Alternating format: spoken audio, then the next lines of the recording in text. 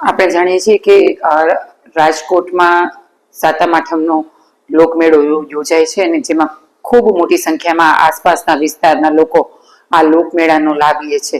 રાજકોટનો લોકમેળો એ સમગ્ર સૌરાષ્ટ્રની પણ તો સમગ્ર ગુજરાતમાં ખૂબ પ્રખ્યાત છે અને તેથી આજુબાજુના વિસ્તારમાંથી ખૂબ મોટી સંખ્યામાં લોકો સાતમ આઠમના તહેવાર ઉપર, જન્માષ્ટમીના તહેવાર ઉપર આ લોકમેળા માટે થઈને અહીંયા આવતા હોય છે. આ સંદર્ભે રેસકોર્સ જે રાજકોટનું હાર્દ છે ત્યાં આ લોકમેળો યોજાતો હોય છે. પરંતુ આ લોકમેળાને લીધે થઈને આસપાસના રહેવાસીઓ દ્વારા અને આસપાસના લોકો દ્વારા વારંવાર અનેક વખત મને આ બાબતે રજૂઆત મળેલી હતી કે આ લોકમેળાને લીધે થઈને ત્યાં ગંદકીના તેમજ પાર્કિંગના અને ટ્રાફિકને લગતી ખૂબ સમસ્યાઓ આસપાસની રહેતા લોકોને થાય છે. બીજું, દિવસે દિવસે રાજકોટનો વ્યાપ પણ વધતો જાય છે અને એને લીધે થઈને લોકમેળામાં આવનારી સંખ્યા ખૂબ વધતી જાય છે. ત્યારે હવે જે રેસકોર્સનું ગ્રાઉન્ડ છે લોકમેળા માટે પણ થોડું નાનું પડે છે.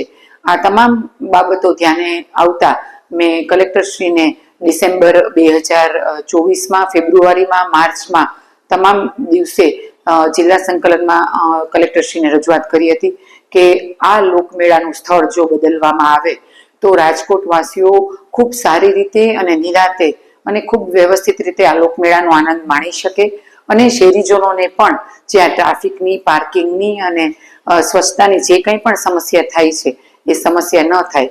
અને આ બાબતની ગંભીરતા લઈને કલેક્ટરશ્રી દ્વારા રાજકોટની આસપાસ જે કોઈ પણ આવો મોટો વિસ્તાર છે એ વિસ્તારના સર્વે કરવામાં આવ્યા છે.